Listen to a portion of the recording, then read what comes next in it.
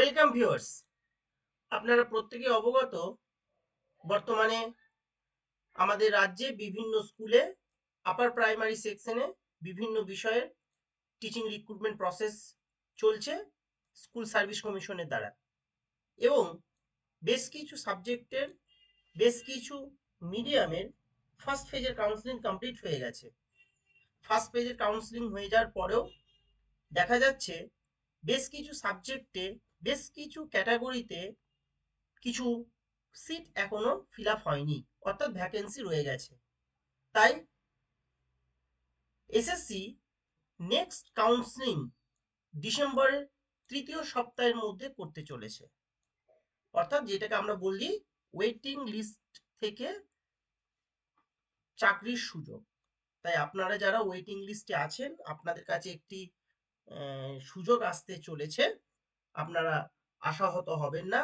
বিভিন্ন বিষয়ে বিভিন্ন মাধ্যমের বিভিন্ন ক্যাটাগরিতে যারা রয়েছেন ওয়েটিং লিস্টে, আপনাদের কাছে সুযোগ আসতে চলেছে স্কুলে শিক্ষকতা করার। এখানে দেখুন, আমরা দেখতে পাচ্ছি কি রয়েছে লেখা। উচ্চ প্রাথমিকের ওয়েটিং লিস্টে থাকা চাকরি প্রার্থীদের কাউন্সিলিং এর জন্য ডাকা হবে ডিসেম্বরের তৃতীয় সপ্তাহ থেকে। অর্থাৎ সেই ডেটটাও এখানে একটা মেনশন করে দেওয়া আছে, যদিও এটা একটা টেন্টেটিভ ডেট। সেটা হচ্ছে 16 ডিসেম্বর থেকে 24শে ডিসেম্বরের মধ্যে। প্রায় 5,000 চাকরি প্রার্থীর তালিকা তৈরি হয়েছে বলে এসএসসি সূত্রে খবর। কয়েকদিনের মধ্যেই কমিশনের তরফে কাউন্সিলিং এর সূচি প্রকাশ করা হবে। দ্বিতীয় রাউন্ডের প্রথম পর্যায়ে কাউন্সিলিং এ ওয়েটিং লিস্ট থেকে 2072টি শূন্য আসনের জন্য ডাকা হবে চাকরির প্রার্থীদের। তাহলে দেখতেই পাচ্ছেন, যেটা আমরা দেখতে পাচ্ছি যে আগামী 16 থেকে 24শে ডিসেম্বরের মধ্যে একটা কাউন্সিলিং বা ওয়েটিং লিস্ট থেকে বা ওয়েটিং লিস্টে আপনারা যারা আছেন আপনাদের একটা সুযোগ আসতে চলেছে। এবং সেখানে সিট সংখ্যাটা প্রায় 2072টি আসনে প্রথমে ডাকা হবে দ্বিতীয় রাউন্ডে। তারপরে ফেজ বাই ফেজ এসএসসি আবার কাউন্সিলিং করবে। অতএব আপনারা যারা ওয়েটিং লিস্টে আছেন আপনারা আশাহত হবেন না, আপনাদের সুযোগ কিন্তু রয়েছে।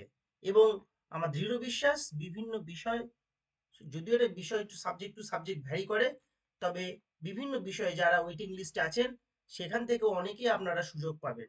কারণ ফার্স্ট ফেজে অনেক ক্যান্ডিডেট আছেন যারা হয়তো চাকরিরত অবস্থায় আছেন স্কুলে বা অন্য কোনো সেকশনে, তারা কাউন্সিলিং আসেনি বা কাউন্সিলিং এ এসেও স্কুল নির্বাচন করেননি বা স্কুল নির্বাচন করেও পরবর্তী ক্ষেত্রে রিফিউজ করেছে বিভিন্ন কারণের জন্য।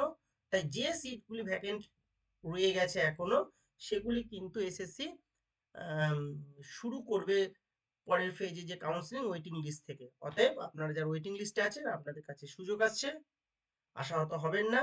আপনাদের ওয়েটিং লিস্ট চাকরি প্রার্থীদের জন্য রইল আমার শুভকামনা। আশা করি আপনাদের ভালো একটি খবর পেতে চলেছেন। আজকে এটুকুই আপনাদের সঙ্গে শেয়ার করার ছিল। যদি এই সংক্রান্ত আর কোনো নির্দেশিকা বা আর কোনো খবর যদি আসে, আমি নিশ্চয়ই আপনাদের সামনে তুলে ধরবো। ধন্যবাদ।